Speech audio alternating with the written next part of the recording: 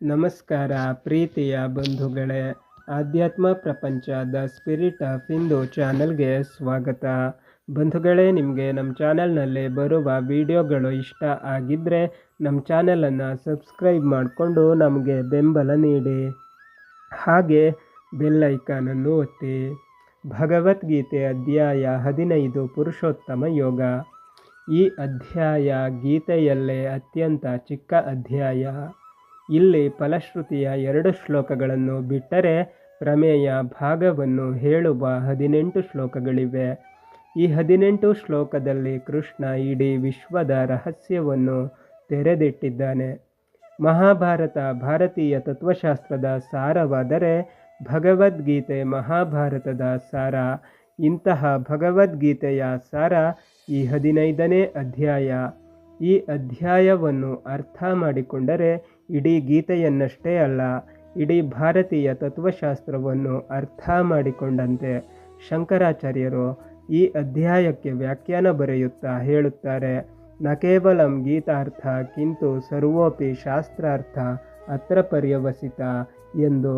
ಇದು ಕೇವಲ ಗೀತೆಯ ಸಾರ ಅಲ್ಲ, ಎಲ್ಲ ಶಾಸ್ತ್ರಗಳು ಏನನ್ನು ಹೇಳುತ್ತವೆಯೋ ಅದೆಲ್ಲವೂ ಈ ಅಧ್ಯಾಯದಲ್ಲಡಗಿದೆ. ಮಧ್ವಾಚಾರ್ಯರು ತಮ್ಮ ಹೆಚ್ಚಿನ ಗ್ರಂಥಗಳಲ್ಲಿ ಈ ಅಧ್ಯಾಯದ 3 ಶ್ಲೋಕಗಳನ್ನು ಉಲ್ಲೇಖ ಮಾಡುತ್ತಾರೆ.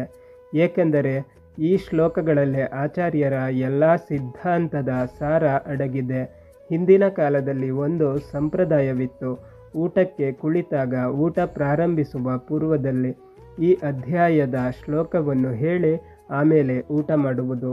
ಊಟದ ಎಲೆಯ ಮುಂದೆ ಇಡೀ ಶಾಸ್ತ್ರದ ಸಾರವನ್ನು ನಾವು ಅನುಸಂಧಾನ ಮಾಡಿದಂತಾಯಿತು ಅನ್ನುವುದು ಈ ಸಂಪ್ರದಾಯದ ಹಿಂದಿನ ಕಾರಣ. 13ನೇ ಅಧ್ಯಾಯದಲ್ಲಿ ಕ್ಷೇತ್ರ ಮತ್ತು ಕ್ಷೇತ್ರಜ್ಞರ ಬಗ್ಗೆ ಕೃಷ್ಣ ವಿವರಿಸಿದ್ದ. ವಿಶ್ವ ಮತ್ತು ವಿಶ್ವದ ನಿಯಾಮಕ ಭಗವಂತನ ವಿಷಯವನ್ನೇ ಇನ್ನೂ ಸ್ಪಷ್ಟವಾಗಿ ಇನ್ನೊಂದು ಮುಖದೊಂದಿಗೆ ಈ ಅಧ್ಯಾಯದಲ್ಲಿ ಕೃಷ್ಣ ವಿವರಿಸುತ್ತಾನೆ. ಪ್ರಕೃತಿ ಮತ್ತು ಪ್ರಾಕೃತ ವಿಶ್ವ, ಆ ವಿಶ್ವವನ್ನು ದಾಟುವ ಬಗೆ ಮತ್ತು ಕೊನೆಯದಾಗಿ ಇಡೀ ತತ್ವಜ್ಞಾನದ ಸಂಗ್ರಹ ಈ ಅಧ್ಯಾಯದಲ್ಲಿದೆ. ನಾವು ತಿಳಿದುಕೊಳ್ಳಬೇಕಾದ ವಿಶಿಷ್ಟವಾದ ಅರಿವಿನ ಸಂದೇಶವನ್ನು ಕೃಷ್ಣ ಈ ಅಧ್ಯಾಯದ ಮೂಲಕ ಕೊಟ್ಟಿದ್ದಾನೆ. ಚೇತನ ವಿಶ್ವ ಅಕ್ಷರ, ಅದರಿಂದಾಚೆಗೆ ಇರುವ ಚಿತ್ಪ್ರಕೃತಿ ಅಕ್ಷರಗಳು, ಅದರಿಂದಾಚೆಗಿರುವ ಸರ್ವನಿಯಾಮಕ ಭಗವಂತ ಪುರುಷೋತ್ತಮ. 12ನೇ ಅಧ್ಯಾಯದ ಪ್ರಾರಂಭದಲ್ಲಿ ವಿವರಿಸಿದಂತೆ 15 ಬೇಲಿಗಳಿಂದ ಆವೃತವಾಗಿರುವ 16ನೇಯವ ಜೀವ. ಈ 15ನ್ನು 16ರ ಸುತ್ತ ಬಿಗಿದವಳು 17ನೇಯವಳಾದ ಶ್ರೀಲಕ್ಷ್ಮಿ.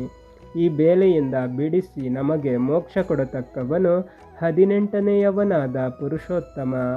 ಈ 15 ಬೇಲಿಗಳ ಬಗ್ಗೆ ವಿವರವಾಗಿ ತಿಳಿಯಲು ಪ್ರಶ್ನೋಪನಿಷತ್ತಿನ 6ನೇ ಪ್ರಶ್ನೆಯನ್ನು ನೋಡಿ. ಶ್ರದ್ಧಾಂ ಕಂ ವಾಯು ಜ್ಯೋತಿ ಆಪ ಪೃಥ್ವಿ ಇಂದ್ರಿಯಂ ಮನಃ ಅನ್ನಮನ್ನಾದೆ ವೀರ್ಯಂ ತಪೋಮಂತ್ರ ಕರ್ಮಲೋಕ ಲೋಕೇಶು ಚ ನಾಮಚ. ಇವೇ ಆ 15 ಬೇಲಿಗಳು. 18 ತತ್ವಶಾಸ್ತ್ರದ ಸಮಷ್ಟಿಯನ್ನು ನಮ್ಮ ಮುಂದಿಡತಕ್ಕಂತಹ ಒಂದು ಸಂಖ್ಯೆ. ಈ ಅಧ್ಯಾಯದಲ್ಲಿ 18 ಶ್ಲೋಕಗಳ ಮೂಲಕ ಕೃಷ್ಣ ಸಮಸ್ತ ಶಾಸ್ತ್ರದ ಸಾರವನ್ನು ನಮ್ಮ ಮುಂದೆ ತೆರೆದಿಟ್ಟಿದ್ದಾನೆ. ಬನ್ನಿ ಈ ಅಪೂರ್ವ ಅಧ್ಯಾಯವನ್ನು ಕೃಷ್ಣನಿಂದ ಕೇಳಿ ತಿಳಿಯೋಣ.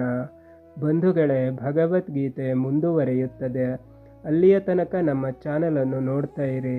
ಎಲ್ಲ ವಿಡಿಯೋಗಳನ್ನು ನೋಡಿ ಶೇರ್ ಮಾಡಿ, ಲೈಕ್ ಮಾಡಿ, ಕಮೆಂಟ್ ಮಾಡಿ. ಹಾಗೆ ನಮ್ಮ ಚಾನಲನ್ನು ಸಬ್ಸ್ಕ್ರೈಬ್ ಮಾಡಿ.